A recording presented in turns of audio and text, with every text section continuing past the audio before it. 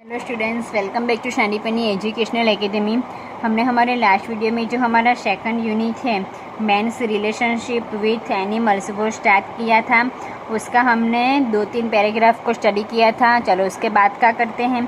हमारे स्टोरी का नाम क्या है? Secret of to.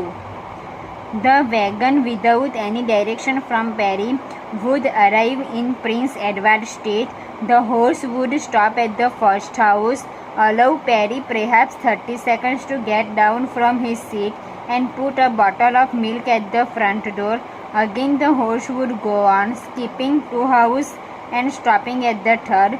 So down the length of the street the two would go. Then Joseph would turn around, had come back along the other side of the street. Yes, Joseph was really smart horse.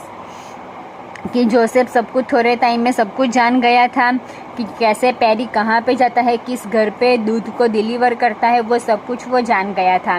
तो उसका चालू हो गया था। वो लोग ऐसे निकलते थे और निकलते ही वो स्ट्रीट की ओर चलने लगते थे। वो जब पहला घर आता था वहाँ पे वो घोड़ा रुक जाता था। पेरी वहाँ पे 30 सेकंड के लिए नीचे उतरता था, दूध की बोतल लेता था और जो घर का जो फ्रंट डोर है वहाँ पे रख के वापस उसके ऊपर बैठ जाता था। और फिर वो घोड़े को ये भी पता है कि 2 घर को स्किप करना है उसके बाद के, और तीसरे घर पे रुकना है।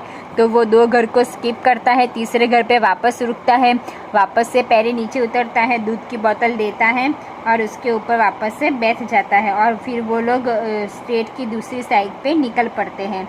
तो हाँ, जो घोड़ा था वो बहुत ज़्यादा स्मार्ट था। चलो उसके बाद का देखते हैं।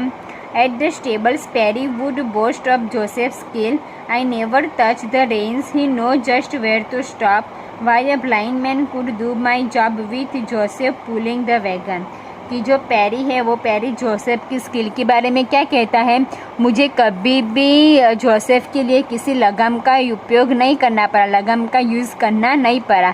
उसको खुद ही पता चल जाता है कहीं कहाँ पे स्टॉप होना है, कहाँ से स्टार्ट होना है। मुझे उसे कभी भी लगाम की ज़रूर नहीं पड़ी। कोई अंधा आदमी भी जोसेफ के ऊपर बैठ के मेरी जॉब कर सकता है। ऐसा कौन मानता है? पेरी मानता है।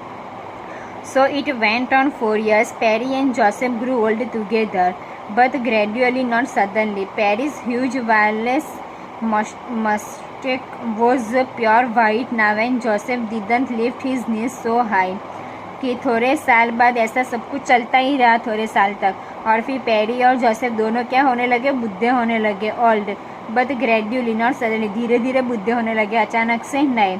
जो पेरी की जो ह्यूज मस्तक है, यानी कि जो उसकी मूछ है वो वाइट होने लगी, पर जोसेफ अभी भी उसके जो उसकी जो घुटन है वो अभी भी didn't lift his knees so high. उसकी जो घुट है उसको वो ज़्यादा ऊपर नहीं उठा सकता। Jacques the foreman of the stables, जो स्टेबल्स है उसका जो मेन फॉरमैन है वो उसका नाम क्या है? जैक्स।